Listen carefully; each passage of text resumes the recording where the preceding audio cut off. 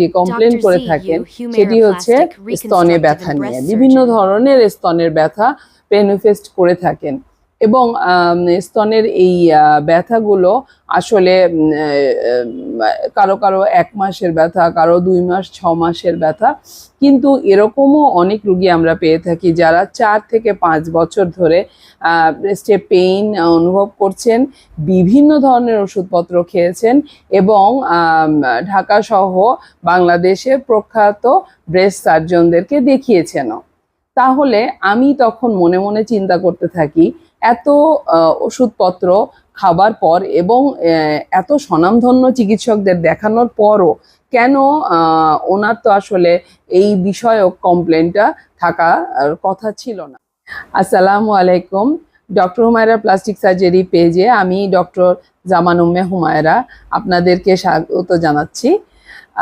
আমি plastic surgeon and এছাড়া breast সার্জারিতে আমার মূলত ইন্টারেস্ট এবং আমি কাজগুলো বেশি করে থাকি। তবে আজকে ব্রেস্ট ক্যান্সার নিয়ে কথা বলবো না। আজকে যে বিষয়টা নিয়ে কথা বলতে চাচ্ছি সেটি হচ্ছে স্তনে ব্যথা।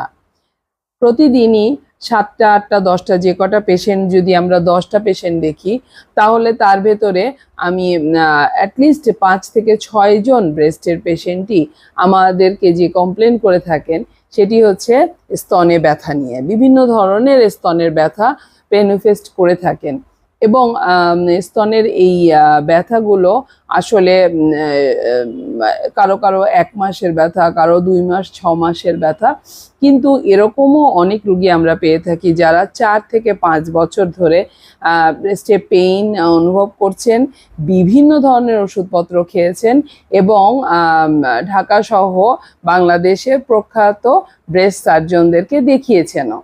তাহলে আমি তখন মনে মনে চিন্তা করতে থাকি, এত ওষুধপত্র খাবার পর এবং এত স্বনামধন্য চিকিৎসকদের দেখানোর পরও কেন ওনার তো আসলে এই বিষয়ক কমপ্লেনটা থাকার কথা ছিল না।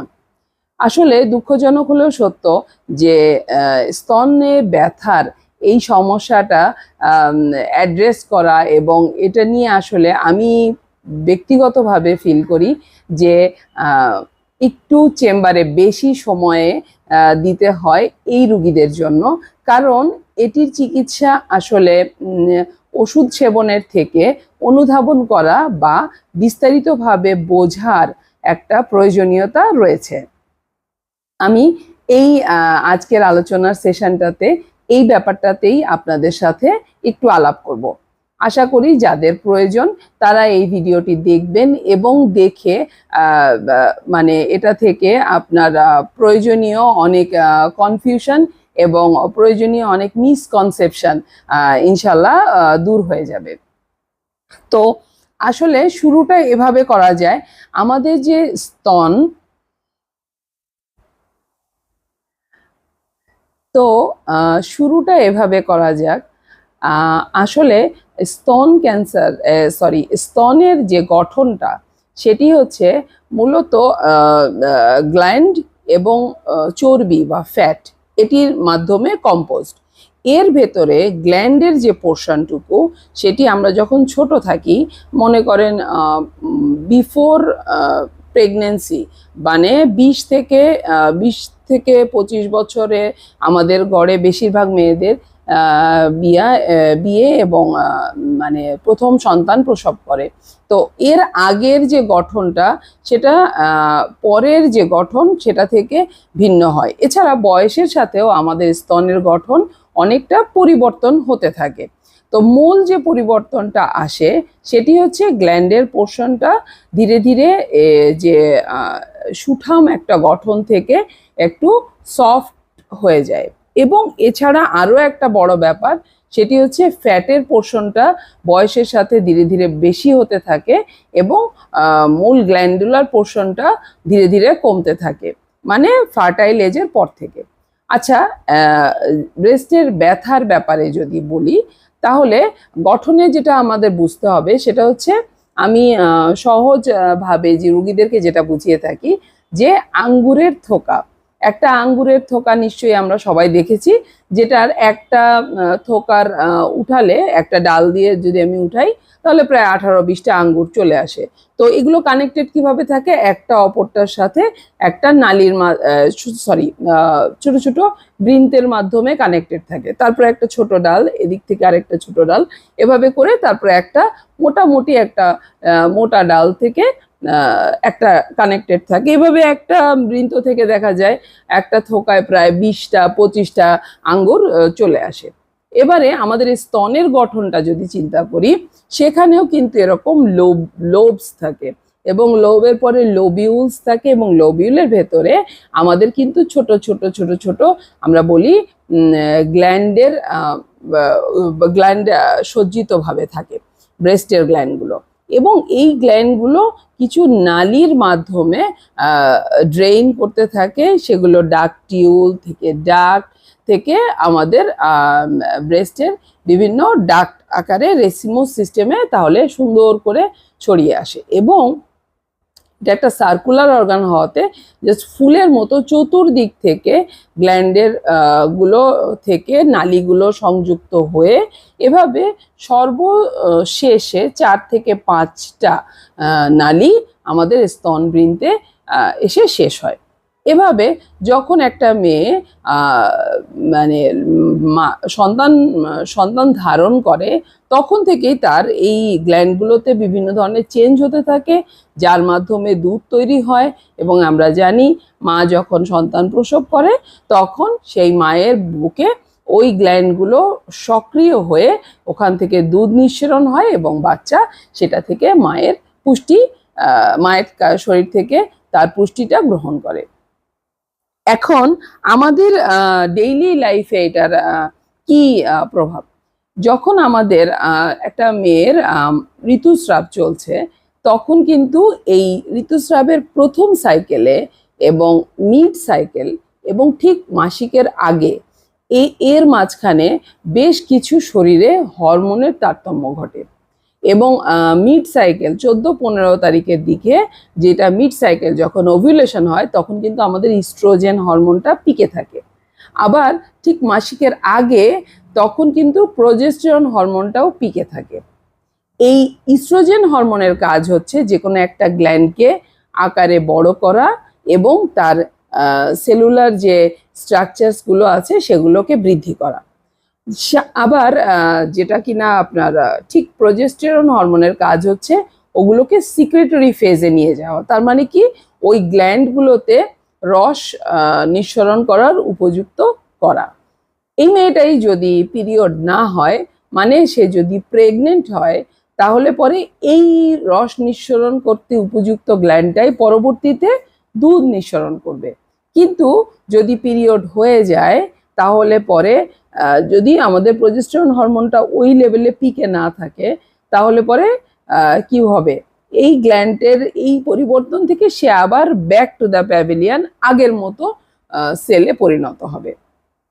তাহলে মিড সাইকেল এবং মাসিকের ঠিক আগে জাস্ট প্রিমেনস্ট্রুয়াল টাইমটায় আমাদের কিন্তু গ্ল্যান্ডগুলো খুব সোলেন, ফুলে থাকে এবং টাইট হয়ে থাকে, টেন্স হয়ে থাকে।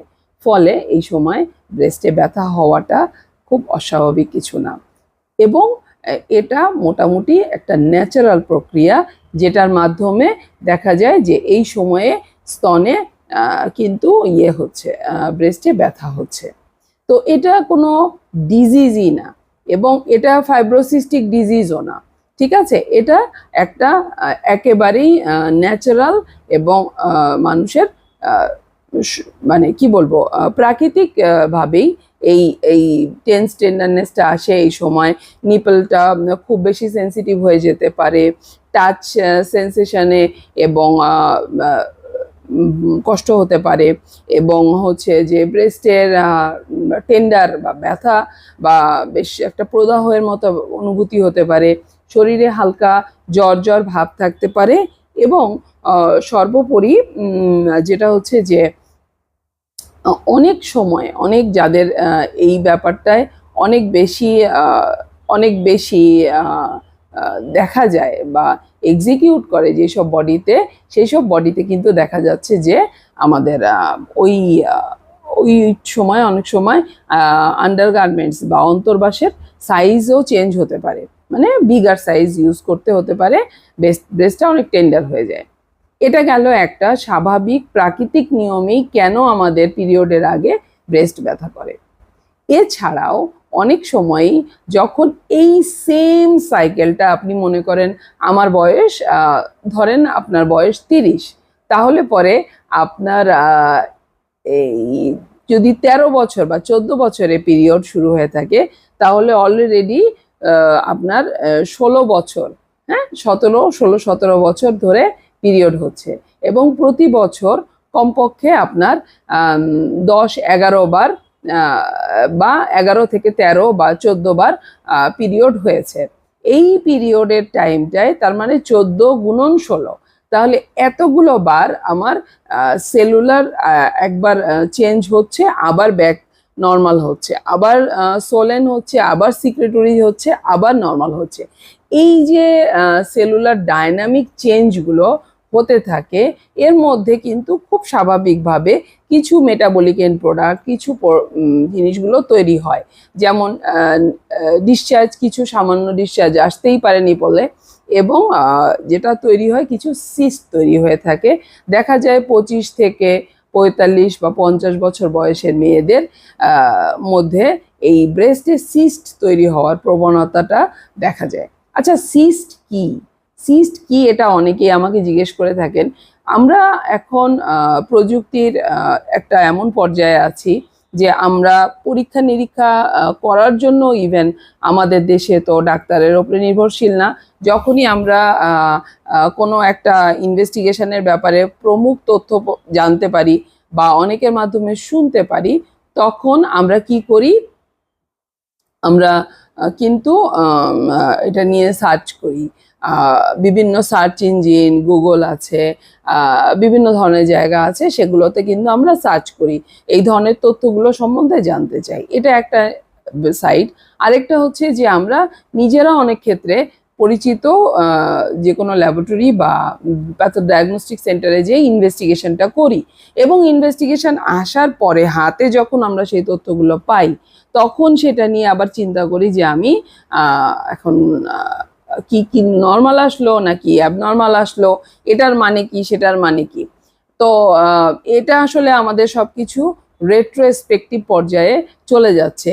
আগে আমরা কমপ্লেন হলে ডাক্তারের কাছে যেতাম, ডাক্তার প্রয়োজন হলে ইনভেস্টিগেশন দিত, ইনভেস্টিগেশনের পরে আমরা আরো ডাক্তার দেখানোর পরে পরে আমরা চিন্তা ভাবনা করতাম যে তো যাই হোক, তো এই ধরনের ইনভেস্টিগেশন অনেকের হাতে অ্যাভেলেবেল থাকে, এবং আমাদের চেম্বারেও দেখা যায় রোগীরা ইনভেস্টিগেশন নিয়েই আসে, এবং ইনভেস্টিগেশনই ইনভেরিয়েবলি কিছু তথ্য থাকে, যেমন সিস্ট আছে, ফাইব্রোসিস্টিক চেঞ্জেস।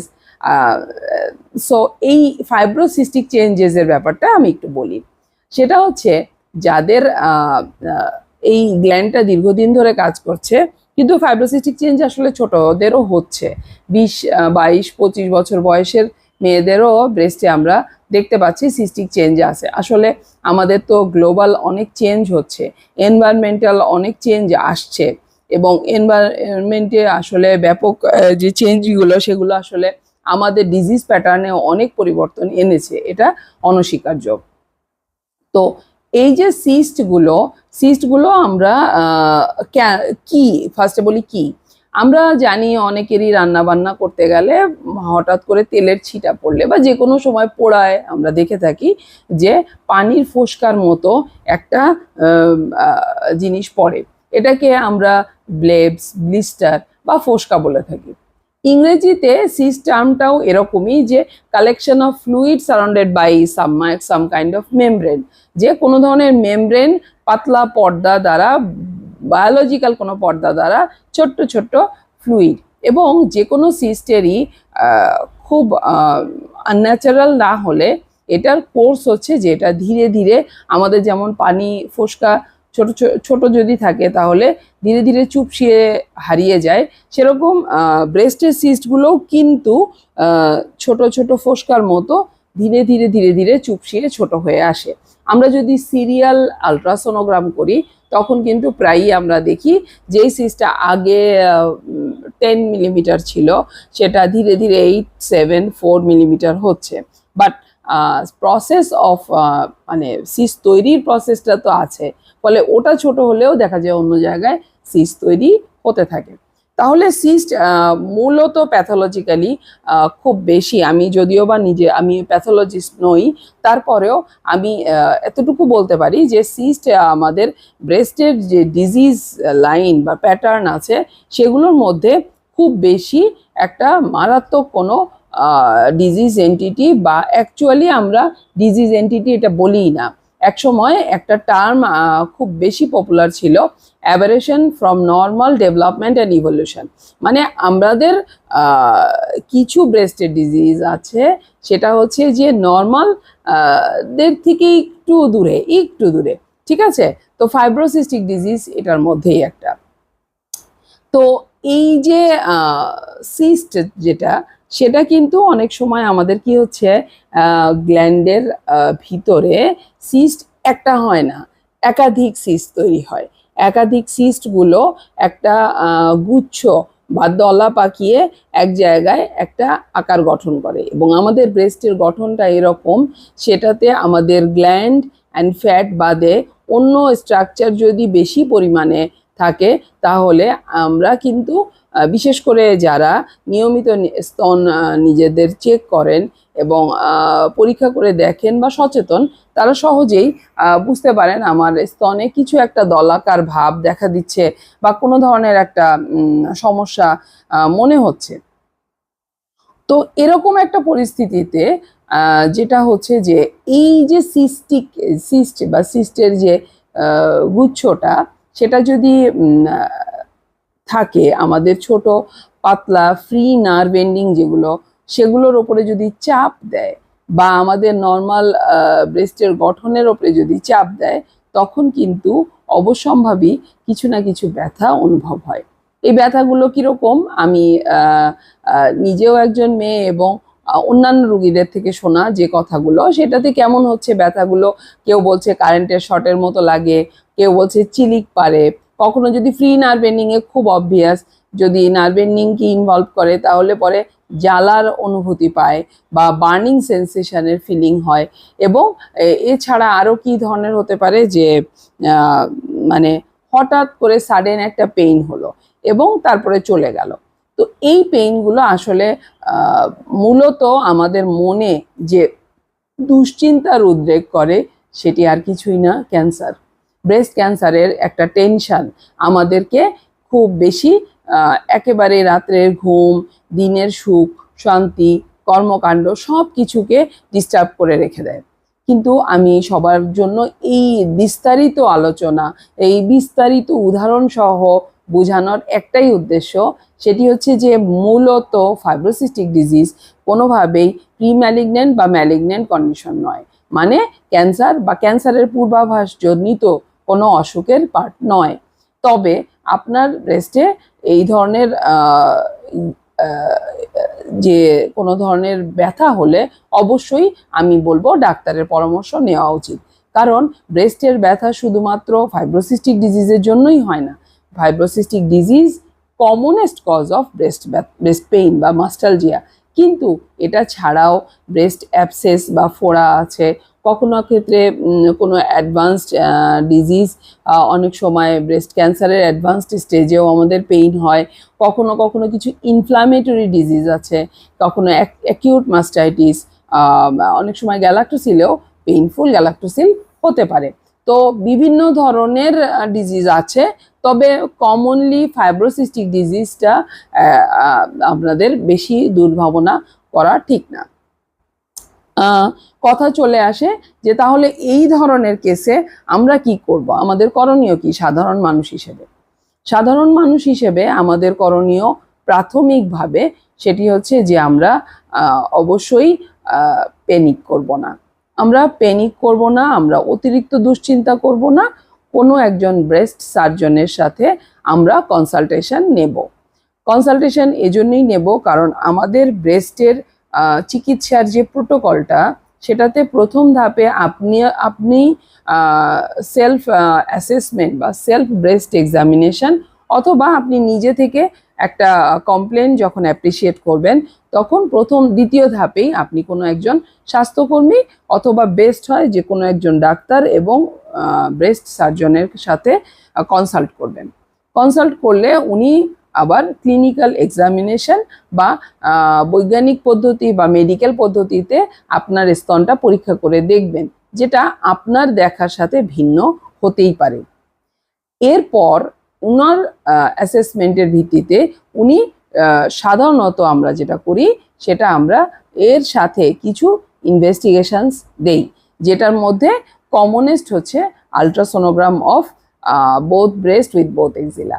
এখানে বলে রাখা ভালো, বোথ ব্রেস্ট এই জন্য বললাম কেন, অনেক ক্ষেত্রেই বিশেষ করে আমাদের প্রত্যন্ত অঞ্চল থেকে যে মা বোনেরা আসেন তাদের দেখা যায় যে একটা ব্রেস্টে ব্যথা, সো একটা ব্রেস্টেরই ইনভেস্টিগেশন হয়েছে। এটা যিনি দেখেছেন তিনিও এক ব্রেস্টেরই ইনভেস্টিগেশন দিচ্ছেন, এবং যিনি আলট্রাসাউন্ড করলেন তিনিও এক ব্রেস্টেরই করলেন, এবং এক সাইডেই পরীক্ষা নিরীক্ষা চলছে, অপোজিট ব্রেস্টে চেকই করা হচ্ছে না। যখনই আমাদের শরীরের কোনো পেয়ার্ড বা জোড়া অর্গান আল্লাহ বানিয়েছেন, যেমন একটা চোখে যদি প্রবলেম হয় অবশ্যই ডক্টর দুইটা চোখই দেখবেন, চেক করেন। এবং আপনি যখন নাক কান গলার ডাক্তারের কাছে যাবেন, আপনার কানে যখন প্রবলেম হয় তখন তিনি কিন্তু দুইটা কানই পরীক্ষা করেন। এমনই আমাদের মেডিকেল পরীক্ষায় যখন আমরা স্টুডেন্টদেরকেও শেখাই তখনও কিন্তু আমরা বলি যে যখনই কোনো একটা অর্গান দেখবেন অবশ্যই অপোজিট সাইড নর্মাল হোক বা যেটাই হোক আপনাকে কম্প্যারিজনে এবং এক্সামিনেশনে আনতে হবে। তো আমরা অবশ্যই দুই সাইডই এক্সামিন করব। আমি নিজেও যখন ডান ব্রেস্টে ব্যথা লাগছে বা ডান ব্রেস্টে কোনো চাকা অনুভব করছি অবশ্যই অপোজিট সাইডে দেখব এবং মনে রাখতে হবে বগল বা এক্সিলা বা আর্মপিট এটাও কিন্তু আমাদের ব্রেস্টের একটা অলমোস্ট অবিচ্ছেদ্য অংশ। তো এটা ব্রেস্টের যে কোনো চিকিৎসায় এবং ব্রেস্টের সকল ধরনের অ্যাসেসমেন্টে আমরা ব্রেস্টের সাথেই বগল বা এক্সিলাকে এক্সামিনও করি এবং ওটারও ইনভেস্টিগেট করে দেখি। তো হয়ে গেল, আমরা যখন পরীক্ষা নিরীক্ষা করলাম তারপর যখন নির্ধারিত হলো যে হ্যাঁ এটা সকল ধরনের অ্যাসেসমেন্টেই আসছে যে এটা সম্ভবত একটা বিনাইন বা নির্দোষ টাইপের ব্রেস্টের পেইন, যেটাকে আপনার শুধুমাত্র হয়তো আমরা কিছু মেডিসিনের মাধ্যমেই ট্রিটমেন্ট করে থাকব। সাধারণত ফাইব্রোসিস্টিক ডিজিজের জন্য সার্জারি লাগে না। যদি ফাইব্রোসিস্টিক ডিজিজের সাথে সুপার অ্যাডেড ফাইব্রোঅ্যাডেনোসিস, ফাইব্রোঅ্যাডেনোমা ছোট বা বড় বা সিভিয়ার পেইনফুল মানে স্পেশাল কন্ডিশন থাকে, ইনফ্লামেটরি কন্ডিশন, নিপলের অন্য কোনো কমপ্লেন যেমন নিপল ডিসচার্জ, এই টাইপের যদি কোনো প্রবলেমস থাকে তাহলে পরে আমরা অবশ্যই ফাইব্রোসিস্টিক ডিজিজের সাথে সার্জারিকে কনসিডার করে থাকি। এবং সার্জারিতে কনসিডার করার আগেও আমরা কতগুলো ইনভেস্টিগেশন করি, ব্রেস্টের স্ক্যান করি, হয়তো ম্যামোগ্রাম করতে পারি যদি বয়স বেশি হয়। এরপরে যদি কোনো সন্দেহজনক চাকা আমরা পাই, সিস্টিক ডিজিজ আসছে হয়তো আলট্রাসোনোগ্রামে, তখন হয়তো আমরা এফএনএসি বা মোর কনফার্ম হওয়ার জন্য কোর বায়োপসি করে থাকি। তো এগুলো সাকসেসিভলি অবশ্যই আপনার চিকিৎসক উনি ডিসাইড করবেন সেটা নিয়ে। কিন্তু পেশেন্টদের জন্য তৈরি করা এই ভিডিওটা, এটাতে আমি যে ইনফরমেশান বা মেসেজ দিতে চাই সেটা হচ্ছে ব্রেস্ট পেইন হলেই আপনারা প্যানিক করবেন না। ব্রেস্ট পেইন হলে আপনারা ডাক্তারের পরামর্শ নেন। এটার জন্য আপনারা সুচিন্তিতভাবে ওষুধপত্র যেগুলো দেওয়া হয় সেগুলো খাবেন এবং নিয়মিত দুশ্চিন্তা করে আপনি ফ্রিকুয়েন্টলি বিভিন্ন জায়গায় ঘুরে বেড়াচ্ছেন। অনেক মেয়েদের আমি দেখেছি তারা হয়তো 2 বছর আগে কোনো মেডিসিন খেয়েছেন, এরপরে ওনার ব্যথা হচ্ছে এবং উনি প্রায় অনেক দিন ওষুধও খান না, ডাক্তারও দেখান না, but she is suffering from depression.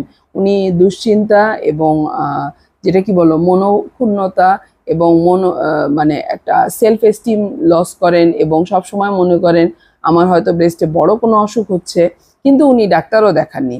তো এই ধরনের ডায়লেমায় থাকার কোনো মানেই হয় না। এটা আসলে কোনো বুদ্ধিমত্তার পরিচয় নয়।